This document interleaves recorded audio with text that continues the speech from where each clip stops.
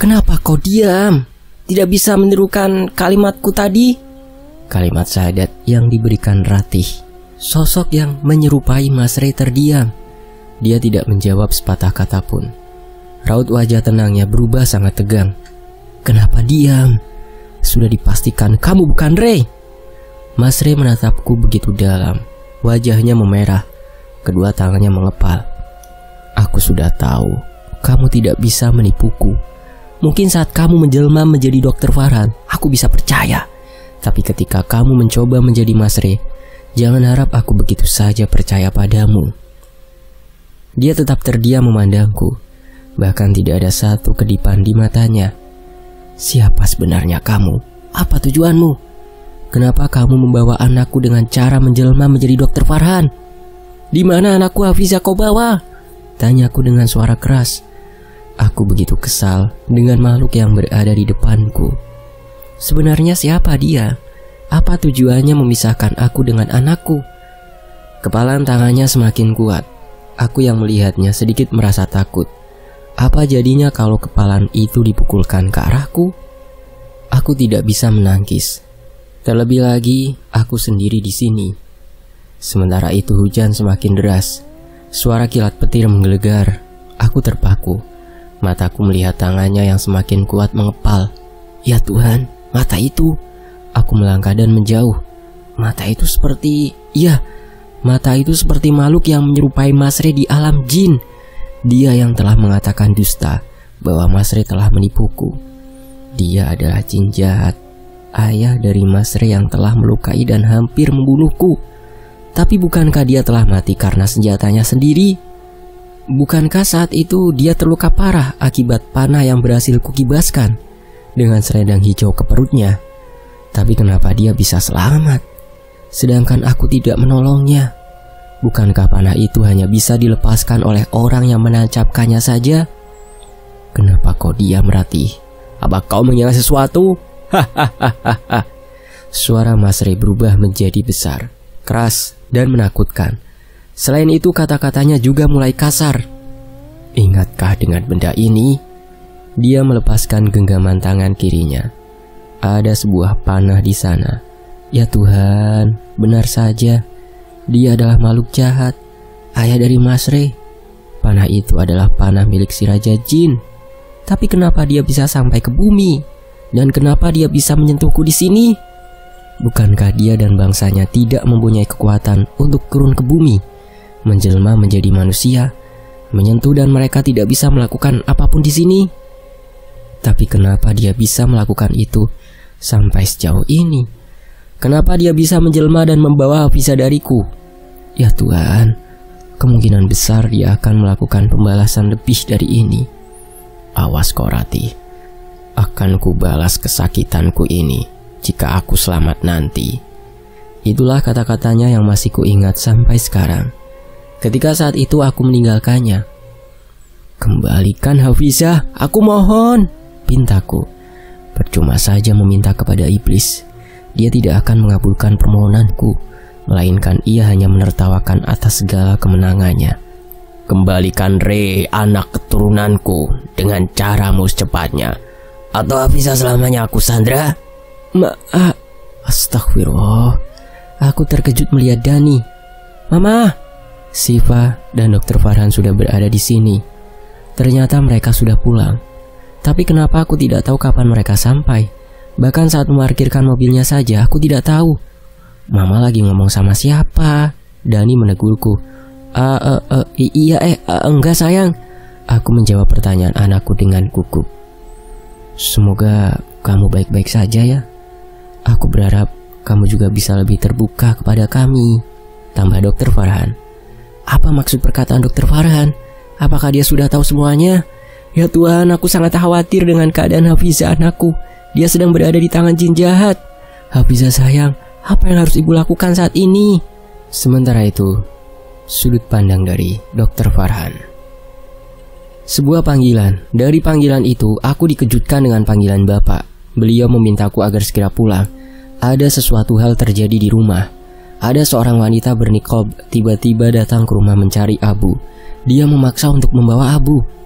Entahlah siapa wanita itu, Kenapa tiba-tiba dia datang dan berniat membawa Abu? Keadaan Abu memang masih belum stabil. Dia masih membutuhkan perawatan karena mungkin sebentar lagi ingatannya akan pulih kembali. Maka dari itu, kepalanya sering sekali merasakan sakit dan pusing hebat. Singkat cerita, benar saja, di dalam rumah ada seorang wanita bernikab hitam, duduk dengan anggun. Ia mengenakan gamis berwarna abu muda. Di sana ada bapak dan juga ibu. Dia memandangku. Kulihat matanya yang semakin menyipit. Mungkin dia sedang tersenyum kepadaku. Aku bisa mengerti dari bahasa matanya, tetapi aku sama sekali tidak membalas senyumnya, dan beranjak duduk di samping Abu, adikku. "Siapa kamu?" tanyaku. "Saya Herlina, istri dari Mas Fajar."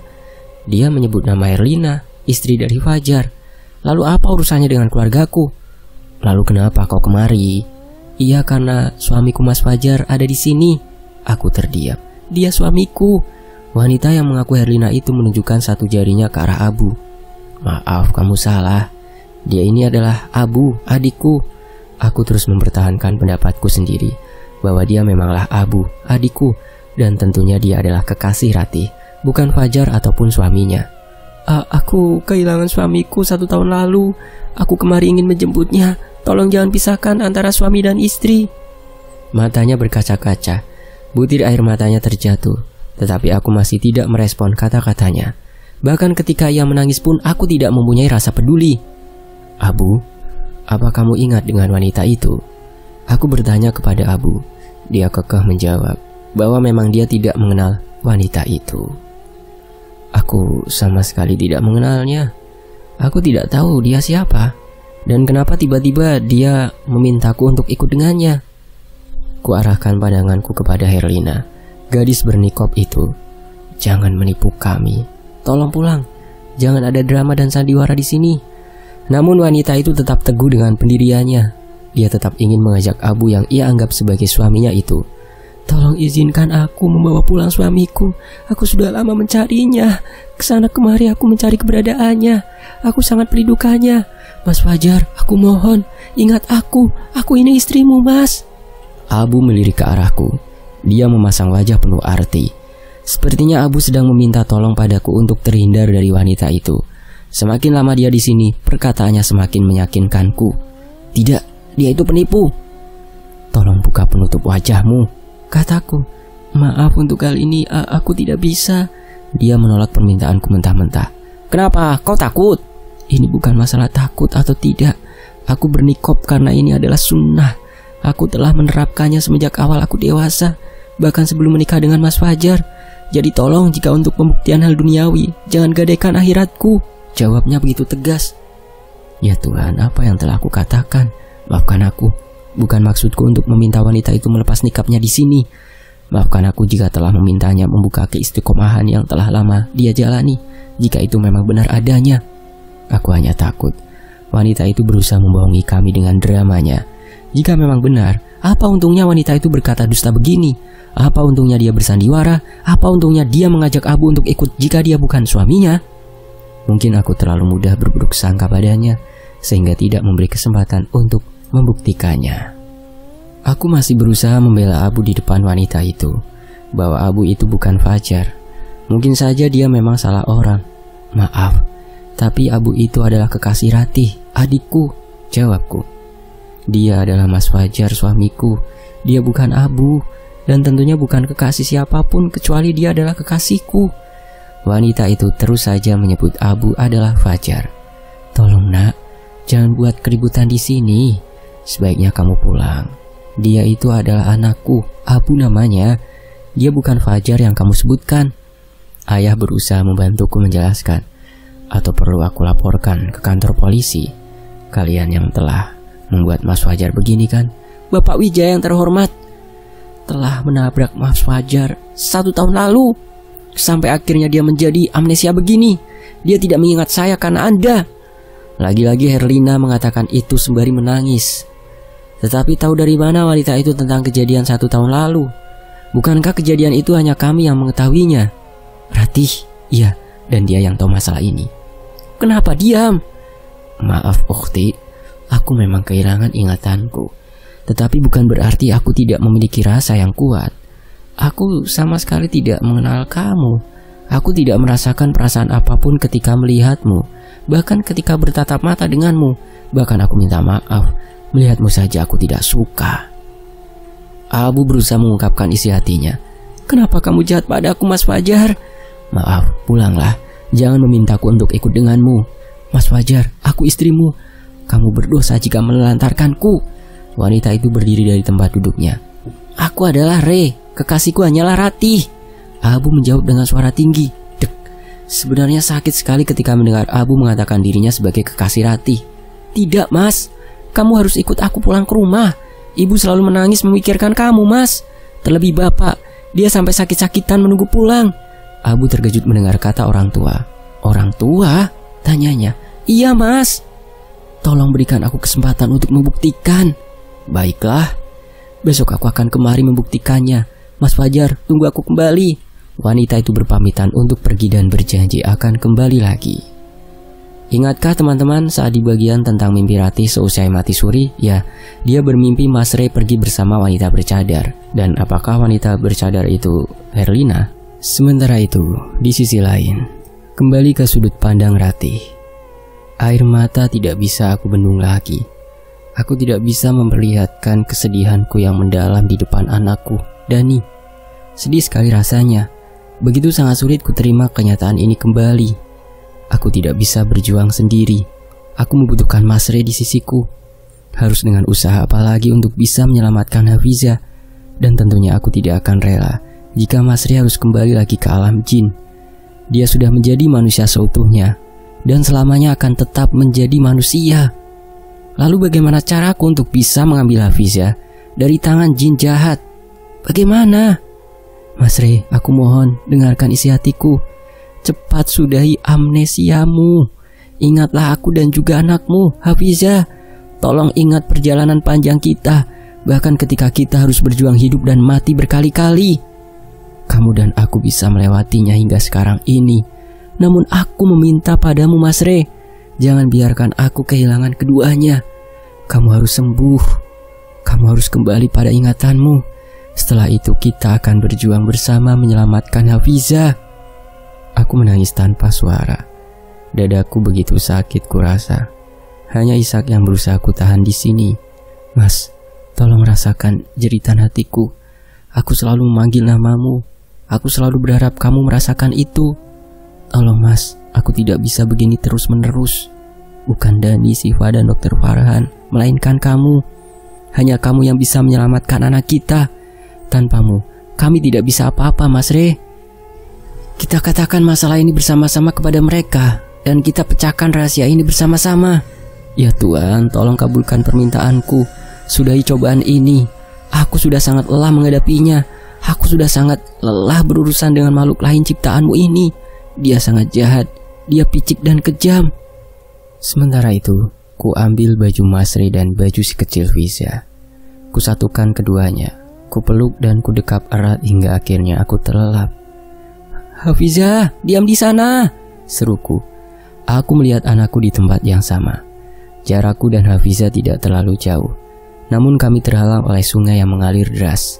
Sayang, dengarkan ibu. Tolong jangan berlarian di sana. Banyak sekali pohon berduri, nak. Tempatnya luas.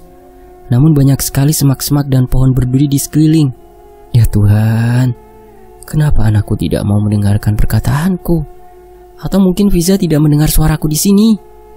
Dengarkan ibu, dengarkan, seruku kembali. Tapi tetap saja sama. Hafiza semakin mempercepat larinya. Ia mengelilingi semak pohon berduri tanpa menoleh ke kanan dan ke kiri. Sedang apa kamu sebenarnya, sayang? Aku terdiam melihat anakku yang semakin tidak menghiraukan kata-kataku. Aku tidak bisa menggapainya, apalagi membawanya pulang bersamaku. Kami sebenarnya dekat, hanya saja sungai ini menjadi penghalangnya. Aku mencoba mencari sebuah bilah panjang dan menancapkan ke sungai. Namun ketika bilah itu sudah sampai ujung, dasar air di depanku terlihat masih sangat dalam. Aku berlari mencari sebuah batu di sekeliling. Kutemukan batu yang besar dan kulemparkan ke dalam air sungai dengan sekuat tenagaku. Batu besar itu tenggelam dengan suara yang menandakan air itu di depanku memang sangat dalam. Plum. Bagaimana aku bisa melewatinya? Mereka yang pintar berenang saja tidak akan mungkin mampu jika berenang di air mengalir begini. Andaikan saja ini air yang tenang, aku akan berusaha menyelam dan membawa Hafizah keluar dari tempat aneh itu. Aduh, ibu sakit. Aku langsung menoleh ke arah Hafizah. Dia sedang merintih kesakitan memanggilku. Ya Tuhan, Hafizah butuh pelukanku. Dia akan tenang jika berada di dekapanku. Aku harus bagaimana? Anakku terjatuh di sana. Kakinya berdarah-darah. Di tengah Hafizah berlarian, ia terjatuh. Ia menangis dan terus merintih kesakitan. Aku tidak bisa melakukan apa-apa di sini. Tapi apa yang hendak Hafizah lakukan? Hafizah bangkit dan segera melanjutkan larinya. Dia berlari kembali dengan jeritan tangis yang menyayat hati. Air matanya terus terjatuh. Darah di kakinya terus saja keluar deras. Hafizah sayang, dengarkan ibu. Berhenti nak, berhenti. Tolong berhenti nak, tolong. Aku menjerit sekuatku. Hafizah hanya menoleh sebentar ke arahku. Sepertinya dia melihat aku ada di sini. Aku berlari ke sana kemari mencari sesuatu yang dapat membantuku agar sampai ke ujung sana. Jeritan Hafizah selalu terngiang di telingaku. Kemana suara Hafizah? Seakan suaranya hilang ku dengar.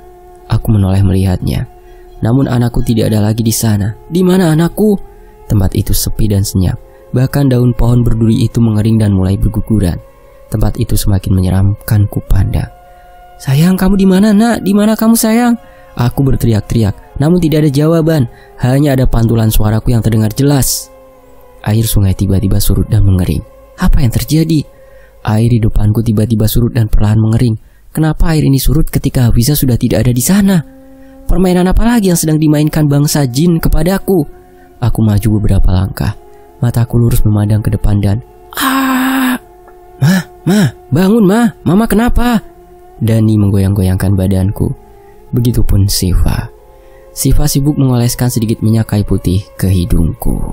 Sementara itu di sisi lain, soal Herlina. Sesuai janji saya akan kembali lagi untuk menjemput Mas Fajar. Wanita itu membuka suara. Tidak bisa, kamu boleh menganggapnya Fajar kalau sudah punya cukup bukti, jawab Dr. Farhan. Abu hanya diam menyaksikan kami. Bagaimana tidak? Mungkin dia juga bingung menentukan satu di antara dua pilihan. Kalau dari awal Anda hanya bersandiwara, tolong hentikan drama ini dari sekarang. Bapak melanjutkan. Aku tidak bersandiwara. Wanita itu bangkit dari tempat duduknya dan mendekati Abu. Dia menyentuh tangan Abu. Maaf, kita bukan murim ataupun mahram. Abu pindah posisi duduk di ujung sofa. Farhan berusaha menghalangi wanita itu untuk tetap diam di sana tanpa melangkahkan kakinya. Kembalilah, sopankah begitu? Bapak menyindir wanita itu. Dia duduk kembali dan melanjutkan perkataan yang hendak dia katakan. Ini adalah foto-foto kami. Banyak sekali foto tersebar di atas meja. Di dalam foto itu memang benar wanita itu sedang bersama Abu. Ku ambil sebuah foto dan ku berikan kepada Abu. Kapan ini? Aku tidak bisa ingat apa-apa. Dan foto ini sepertinya sangat asing. Abu menjauhkan foto tersebut dengan melempar asal. Lihatlah, apa ini? Wanita itu menunjukkan sesuatu di tangannya. Buku nikah. Kamu masih belum ingat bahwa kita sudah menikah? Abu tercengang. Kami juga terdiam. Di sana tertulis nama Fajar dan Herlina. Mereka memang sudah menikah. Apa ini artinya Abu adalah Fajar, suaminya? Kenapa semuanya terdiam? Masih belum percaya? 1 tahun ini kamu berdosa, Mas. Kamu tidak bertanggung jawab. Tapi aku tahu ini adalah ketidaksengajaanmu. Tapi aku mohon setelah ini pulanglah bersamaku. Aku ini istrimu. Matanya berkaca-kaca, seolah dialah wanita paling menderita di dunia ini. Sementara itu, bel berbunyi. Abu, kamu tetap di sini. Biar aku yang membukakan pintu, kata Dr. Farhan. Aku berlalu pergi dan menutup kembali pintu kamar. Bel berbunyi sebanyak 3 kali. Bapak sudah berangkat ke pesantren, sementara aku memang libur bekerja karena harus menjaga Abu. Assalamualaikum. Terdengar suara dari luar mengucapkan salam. Iya, sebentar.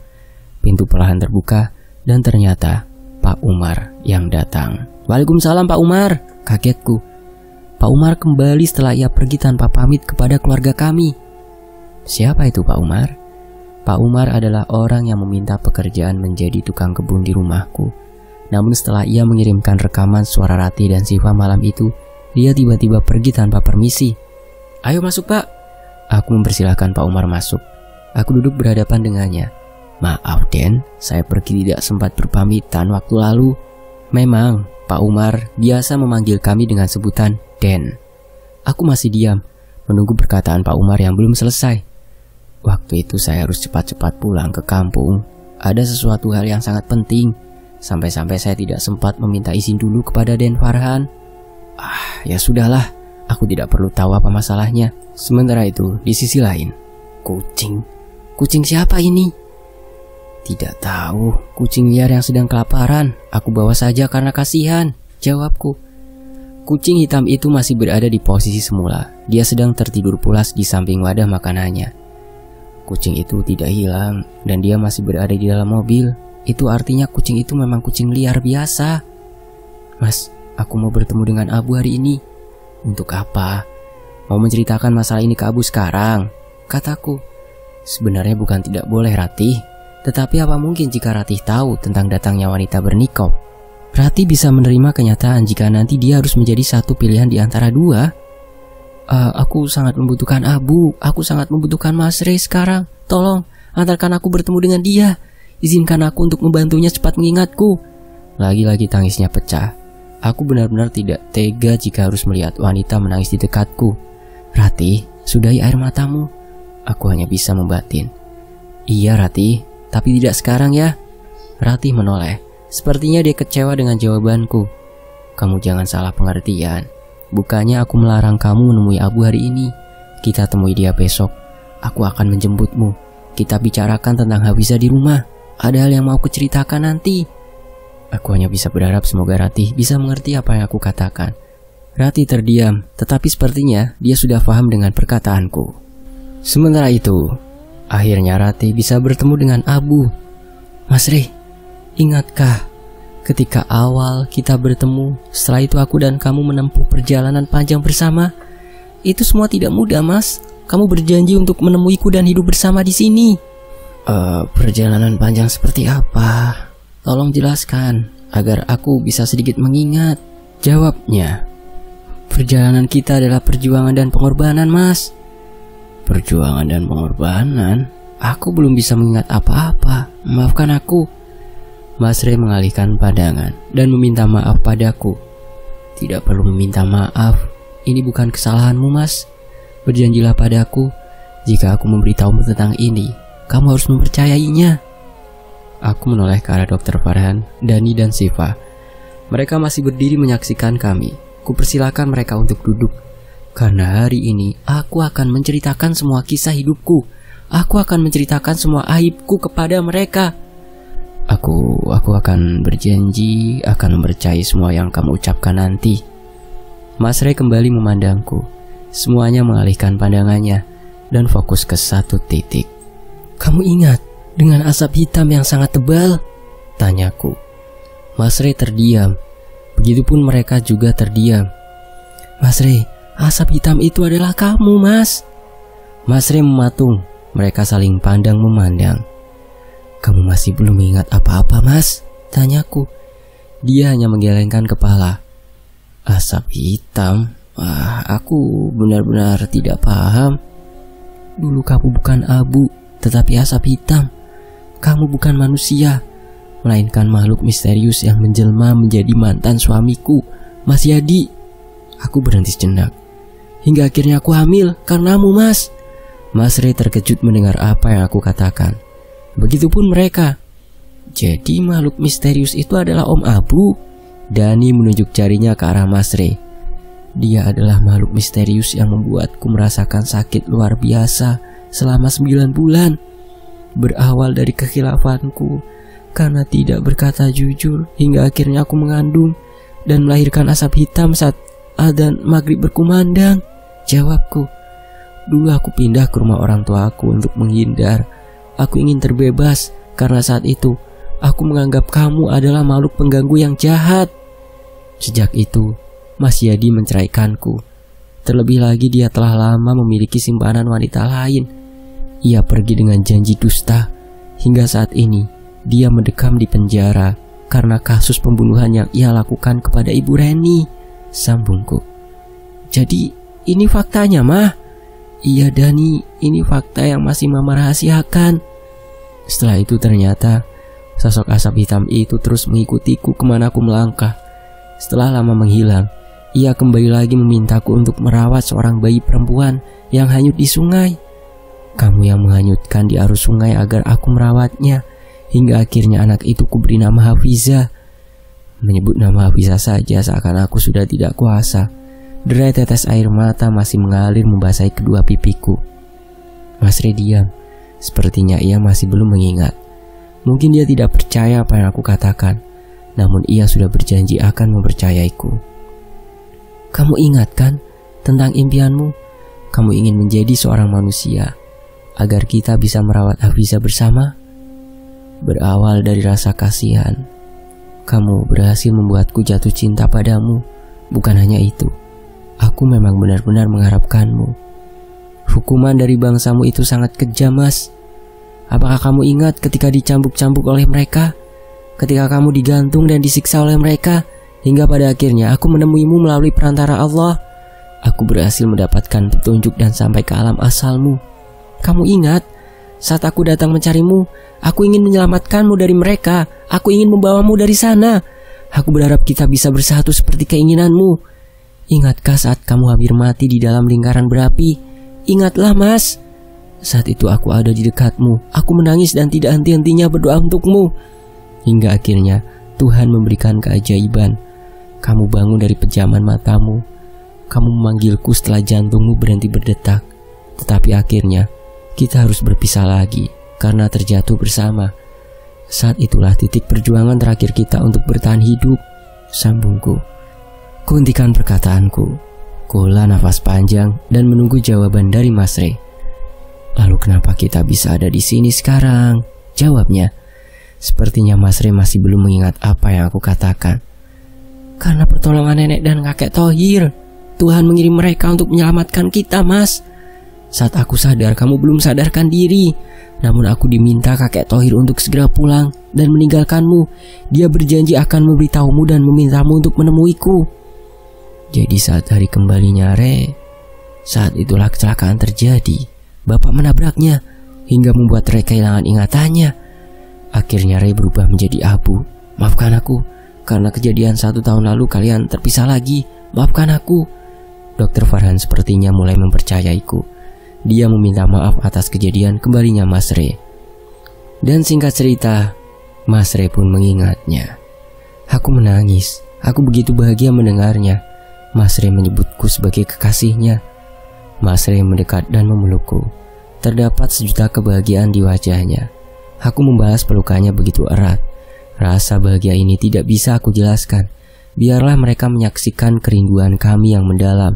Aku hanya rindu. Aku sangat rindu dengan kekasih bayanganku selama ini. Aku merindukanmu, Mas Rey.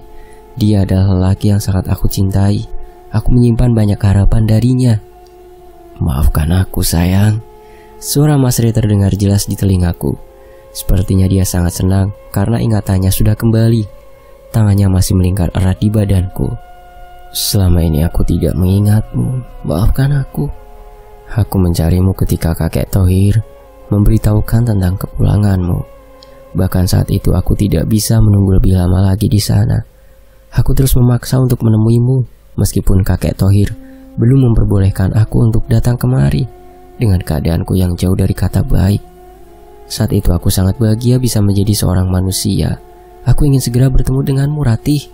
Namun itu bukan saat yang tepat untuk kita bersatu. Aku sadar dari 2 pilihan hidup atau mati. Setelah 1 hari kepulanganmu, aku mencarimu, sayang. Aku mencarimu, teriak Mas Rey. Jari-jarinya menggenggam erat jari-jariku. Kami saling memandang. Air mata kebahagiaan membasahi senyuman di bibir kami. Aku merindukanmu. Sangat rindu dengan kekasihku. Kita sudah ada di dunia nyata. Aku bukan bayangan lagi di kehidupanmu. Cintaku sangat nyata. Tidak ada kata semu di antara kita. Aku benar-benar sudah ada di sini. Mas Rey kembali memeluk tubuhku. Aku nyaman berada di pelukannya. Inilah pelukan Mas Rey yang sebenarnya. Aku bisa merasakan kenyamanan yang begitu luar biasa. Sama seperti saat awal ia memelukku. Mas Rey menoleh ke arah Dani yang berada di sampingku. Dia melepas pelukannya dan berpindah memeluk Dani, anakku. Sayang, Aku adalah calon ayahmu. Jadi aku berharap kamu bisa menerima masa lalu ayah. Dani membalas pelukan Mas Ray. Dia menganggukkan kepalanya dan tersenyum. Terima kasih Mas Farhan. Kamu telah menganggapku sebagai adikmu selama ini. Terima kasih. Kalian sangat baik kepadaku. Meskipun kalian tidak tahu dari mana asal-usulku. Sama-sama Ray. Seharusnya aku yang minta maaf padamu sekarang. Karena kalian berpisah. Maafkan aku jika aku sempat ingin menikahi kekasihmu. Aku tidak tahu akan hal itu. Di sisi lain, ikutlah kalian semua. Aku juga akan mengikuti kalian. Suara itu mirip Pak Umar. Dr. Farhan terkejut melihat Pak Umar sudah datang dan masuk tanpa permisi. Itu artinya ia telah berhasil masalah mengusir Herlina si wanita bernikop itu. Kakek Thohir. Aku mendekat, begitupun Mas Ray. Kami menyebut Pak Umar adalah kakek Thohir. Jadi selama ini Pak Umar adalah kakek Thohir? Dr. Farhan tercengang. Kakek Thohir mengangguk. Jadi selama ini beliau menjaga Mas Ray secara diam-diam dengan mengganti namanya menjadi Pak Umar di rumah Dr. Farhan. Sekalipun aku tidak tahu akan hal ini. Ingatkah Den Farhan menerima rekaman yang sengaja dikirim itu? Setelahnya saya pergi tanpa meminta izin. Saya pergi karena ada hal yang penting. Kakek Thohir mengalihkan pandangan ke arah kami. Ratih, Ray, nenek dibawa oleh mereka. Lalu setelah berhasil membawa nenek, mereka berusaha membawa Hafiza. Kami terkejut mendengarnya. Jadi bukan hanya Hafiza, melainkan nenek Thohir lebih dulu disandera oleh mereka. Aku memang melihat Hafiza berada di pelukan nenek Thohir di mimpiku. Aku tidak salah melihat, dan ternyata memang benar. Nenek Thohir ada di sana bersama Hafiza. Jadi kepergian Pak Umar karena istrinya dibawa oleh bangsa jin. Ray, ayahmu selamat saat panah yang ditancapkan oleh Ratih. Namun rajanya telah tewas saat itu. Sekarang ayahmu lah yang menjadi raja di sana. Dia menyimpan kebencian dan ingin membalas seluruh dendam pada kalian. Tentunya mereka juga ingin membalas dendam pada kami, karena kakek dan nenek telah menjadi penolong kalian di sana. Dan kakek Thohir akan membawa Ratih, Ray, Farhan dan lainnya masuk ke lorong hitam untuk menjemput nenek dan Hafiza yang disandera oleh ayahnya Ray yang sudah menjadi raja jin di alam sana. Nantikan ya bagian tamat atau terakhirnya hanya di Tony FS. Berarti 1 part lagi ya. Saya pamit, terima kasih untuk penulisnya Kak Nurwati Ningsih. Untuk versi lengkapnya teman-teman bisa langsung ke akun Wattpad-nya beliau ya, karena ini saya singkat. Dan demikianlah dari Tony FS membacakannya untuk teman-teman di sini. 1 part lagi. Saya pamit, wassalamualaikum. Terima kasih semuanya. Semoga terhibur.